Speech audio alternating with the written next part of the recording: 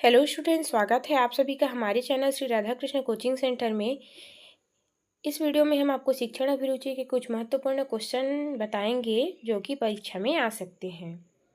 इसमें से पहला क्वेश्चन है, सार्वजनिक परीक्षाओं में नकल की प्रवृत्ति का उन्मूलन किया जा सकता है।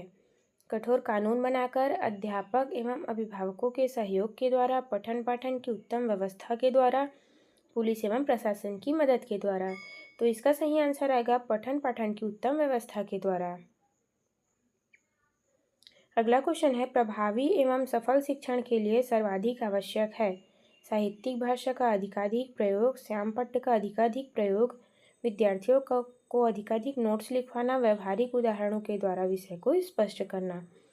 तो इसका सही आंसर आएगा व्यवहारिक उदाहरणों के द्वारा विषय को स्पष्ट करना। अगला क्वेश्चन है, विद्यालय में आयोजित किए जाने वाले विभिन्न सहपाठ्य क्रियाकलापों के बारे में आपकी क्या राय है। ये सभी शिक्षा के आवश्यक अंग हैं। इससे छात्रों में सहभागिता एवं सामाजिक गुणों का विकास होता है। इससे छात्रों का मनोरंजन होता है। इससे विद्यालय में पठन पाठन में बाधा पड़ती है।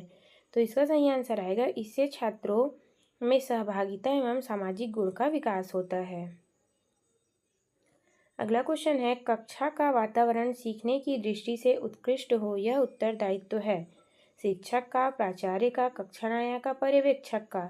तो इसका सही आंसर आएगा शिक्षक का। आप एक समस्यात्मक बालक के साथ कैसा व्यवहार पसंद करेंगे। समस्यात्मक बालक की पहचान करके उसकी समस्या का समाधान ढूंढने का प्रयास करेंगे एवं उसे व्यक्तित्व के ध्यान का केंद्र करेंगे। अगला क्वेश्चन है, कक्षा में छात्रों की सहभागिता बढ़ाने के लिए निम्नलिखित उपाय किए जाते हैं। छात्रों को लिखने को देकर, छात्रों की परीक्षा लेकर, सामूहिक क्रियाकलाप के द्वारा, पाठ्य संबंधी जानकारी प्रदान करके। तो इसका सही आंसर आएगा सामूहिक क्रियाकलाप के द्वारा।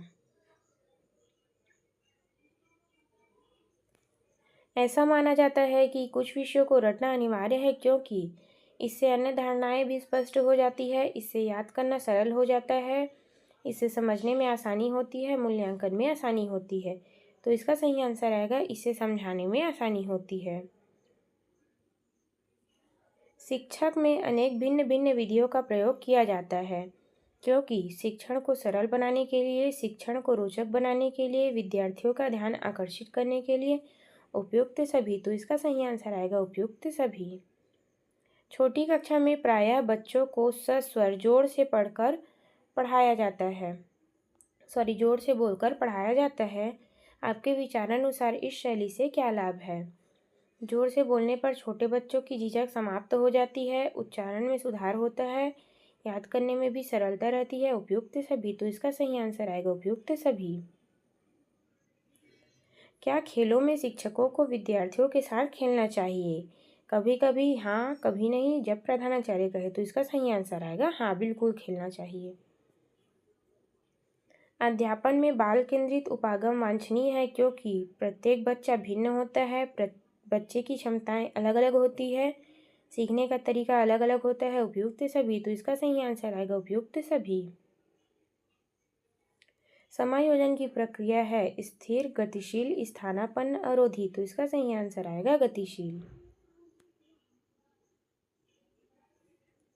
छात्रों में परस्पर सहयोग की भावना विकसित करने के लिए आप इसके लाभ बताएंगे, अन्य शिक्षकों के साथ मिलकर काम करेंगे, सहयोग की भावना की कहानी सुनाएंगे, सहयोग न करने वाले को दंडित करेंगे। तो इसका सही आंसर आएगा अन्य शिक्षकों के साथ मिलकर काम करेंगे। छात्रों को प्रेरित करने वाली सबसे उत्तम विधि है प्रशंसा, दंड, डांटना, ज़्यादा अंक देना। तो इसका सही आंसर आएगा प्रशंसा। किस कारण से बालक में कुंठा जन्म लेती है। व्यक्तिगत अक्षमता के फलस्वरूप, प्रोत्साहन के अभाव के फलस्वरूप, अभिप्रेरकों के संघर्ष के फलस्वरूप, उपयुक्त में से कोई नहीं। तो इसका सही आंसर आएगा व्यक्तिगत अक्षमता के फलस्वरूप। जब कोई बालक की आवश्यकताओं की पूर्ति ठीक से नहीं होती है तो निम्न में से कौन सी समस्याएं उत्पन्न होती है। चिंता, कुंठा, अंतर्द्वंद, ये सभी। तो इसका सही आंसर आएगा ये सभी। अगला क्वेश्चन है हमारे पास, कौन बालकों के अवधान को केंद्रित करने का उपाय है? शांत वातावरण, पाठ की तैयारी, सहायक सामग्री का प्रयोग, ये सभी। तो इसका सही आंसर आएगा ये सभी। वातावरण के अनुकूल एवं वातावरण में परिवर्तन किसके द्वारा होता है?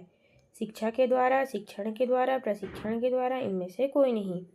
तो इसका सही आंसर आएगा शिक्षा के द्वारा।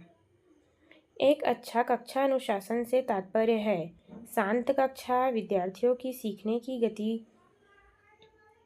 में संलग्नता, विद्यार्थी द्वारा प्रश्न न करना, छात्र वर्ग का शोर करना। तो इसका सही आंसर आएगा विद्यार्थियों के सीखने की गतिविधियों में संलग्नता।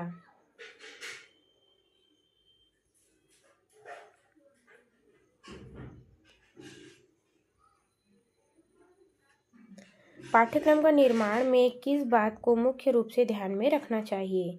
शिक्षा के उद्देश्य को, छात्रों की आवश्यकता एवं रुचि की योग्यता को, शिक्षण अनुसंधान को, और व दोनों को। तो इसका सही आंसर आएगा और व दोनों को। अभिभावक अपने बालकों के लिए अध्यापक से आशा करते हैं निष्पक्ष व्यवहार की, सहानुभूति एवं प्रेम की, योग्यता एवं ज्ञान की, उपयुक्त और व दोनों की। तो इसका सही आंसर आएगा उपयुक्त और व दोनों की। वर्तमान आधुनिक शिक्षा एवं उसका स्वरूप है छात्रों के लिए लगभग व्यर्थ, छात्रों के लिए गलत, शेष अन्य सब के लिए सभी, अत्यंत उपयुक्त एवं विभिन्नताओं पर आधारित, छात्रों को दिशा देने में असमर्थ।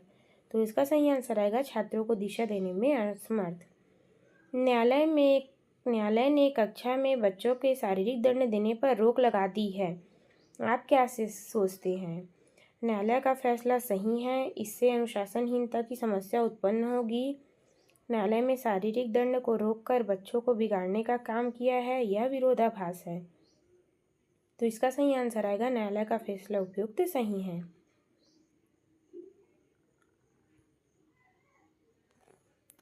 समायोजन के संदर्भ में वैकल्पिक मार्ग अपनाना है। प्रत्यक्ष विधि, अप्रत्यक्ष विधि, मनोवैज्ञानिक विधि, इनमें से कोई नहीं। तो इसका सही आंसर आएगा प्रत्यक्ष विधि।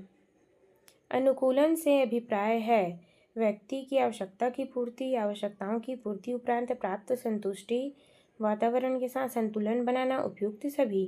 तो इसका सही आंसर आएगा उपयुक्त सभी।